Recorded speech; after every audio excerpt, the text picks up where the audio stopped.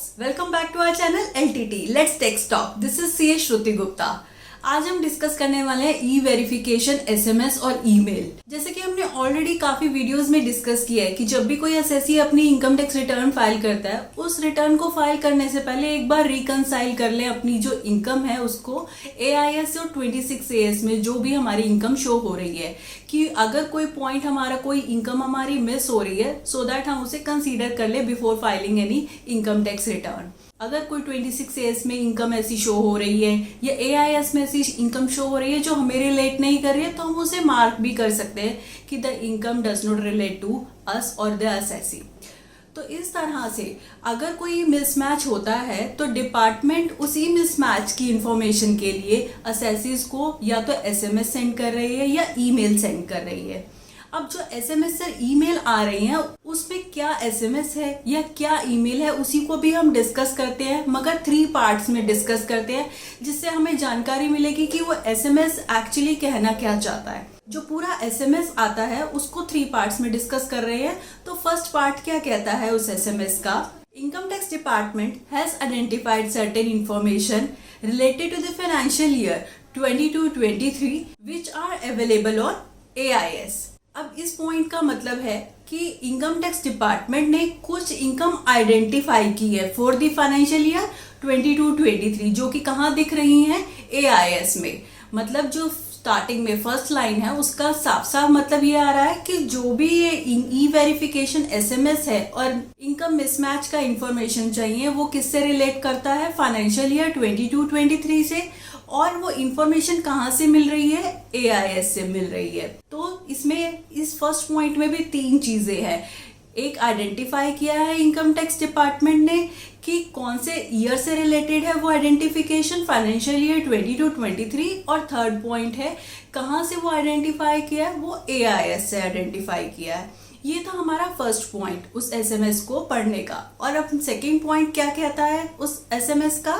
It has been observed that the assessee has not filed the return, or if the assessee has filed the return for the relevant financial year, the income is not in line with the information available with the income tax department. अब second line का मतलब ये कहता है कि जो भी अगर असेसी है उसने इनकम टैक्स रिटर्न फाइल कर दी है या नहीं फाइल की है. अगर तो नहीं फाइल की है तो उस केस में तो कोई इन्फॉर्मेशन उसने दी, असेसी ने शेयर ही नहीं की है डिपार्टमेंट के साथ. और अगर फाइल कर दी है तो जो इन्फॉर्मेशन असेसी ने शेयर की है वो मिसमैच कर रही है, not in line with the, मतलब मिसमैच कर रही है किससे?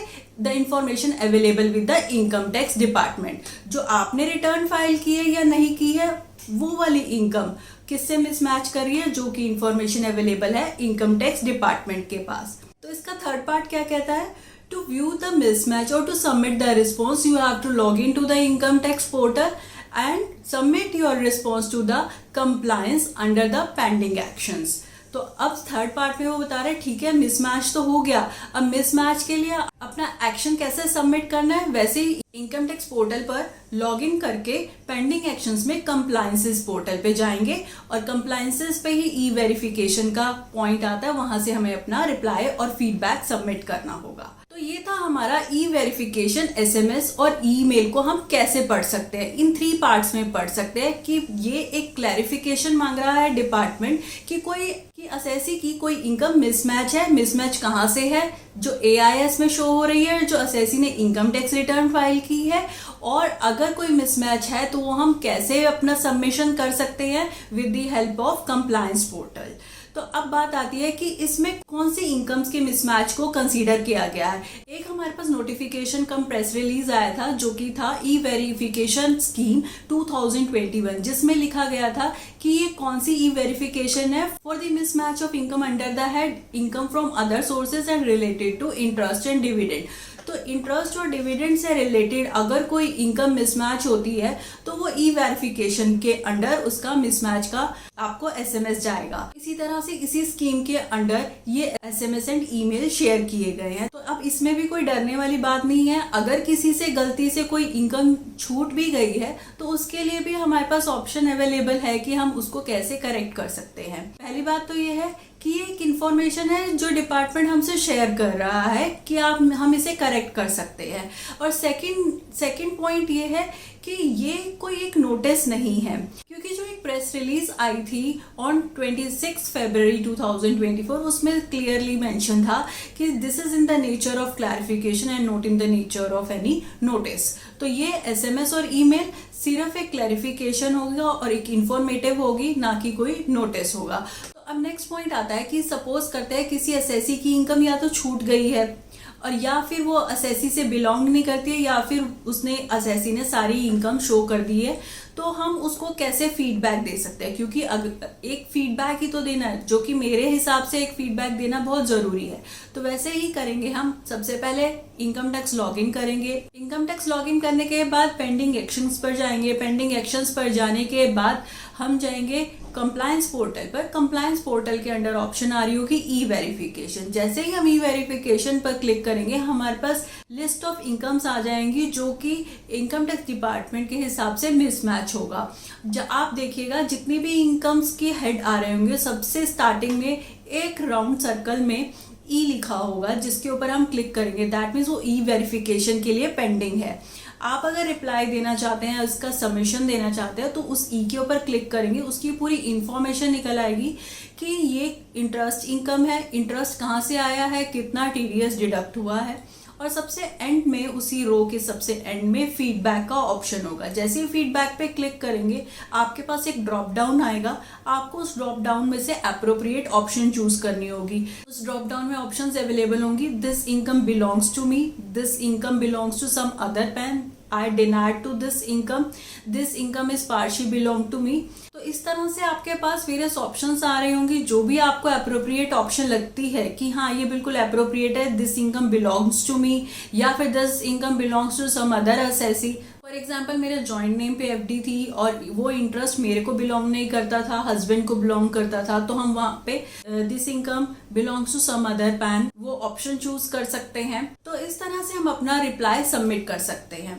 Reply in the sense of feedback हम सबमिट कर सकते हैं और इसमें कोई भी प्रॉब्लम नहीं है। मुझे लगता है कि जिनके पास भी वेरिफिकेशन के लिए आया है एसएमएस, तो उनको ये रिप्लाई सबमिट कर ही देना चाहिए। और नेक्स्ट पॉइंट आता है, अभी हमने रिप्लाई तो सबमिट कर दिया और अगर हमें पता भी है कि हाँ ये इनकम हमें बिलोंग करती है और हमसे छूट गई है, या मैंने अपनी इनकम टैक्स रिटर्न फाइल नहीं की थी ये सोच के कि मेरी तो सिर्फ इंटरेस्ट इनकम ही है और मुझे कोई रिटर्न फाइल नहीं करनी है, बट जब किसी का एसएससी का टीडीएस डिडक्ट होता है तो उस एसएससी को रिटर्न फाइल करना मैंडेटरी हो जाता है। क्यों? क्योंकि टीडीएस डिडक्ट हुआ है। तो उस केस में नेक्स्ट ऑप्शन जो अवेलेबल है हमारे पास कि हम अपनी गलती को करेक्ट कर सकते हैं। तो उसके लिए जो प्रावधान हमारे पास है वो है updated income tax return file करने का। हम अपडेटेड इनकम टैक्स रिटर्न के थ्रू जितनी भी हमने इनकम शो नहीं की है उस एक्स्ट्रा इनकम को शो कर सकते हैं। जो भी टैक्स लायबिलिटी बनती है वो टैक्स लायबिलिटी पे कर सकते हैं और अपनी रिटर्न फाइल कर सकते हैं।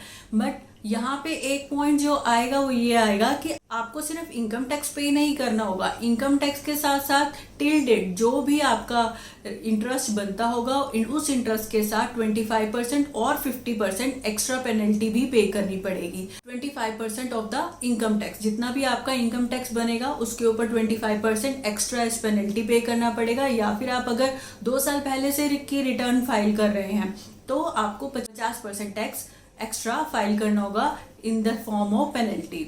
अगर आप अपडेटेड रिटर्न कैसे हम फाइल कर सकते हैं उसके ऊपर वीडियो देखना चाहते हैं तो मैं उसका लिंक अपनी डिस्क्रिप्शन बॉक्स में मेंशन करूंगी।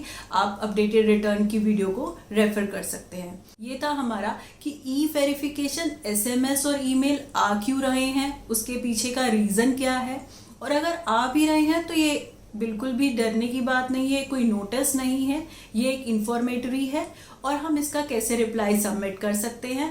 रिप्लाई सबमिट करने के बाद पता चलता है अगर हमें कि हमारी ये इनकम मिस हो गई थी तो कैसे हम अपनी अपडेटेड रिटर्न फाइल कर सकते हैं। आई होप आपको क्लैरिटी आई होगी कि हम ई वेरिफिकेशन एसएमएस और ईमेल का कैसे रिप्लाई करेंगे। और फिर भी कोई इन्फॉर्मेशन चाहिए please do let me know. Thank you for listening, do subscribe to my channel, stay safe, stay healthy, bye bye.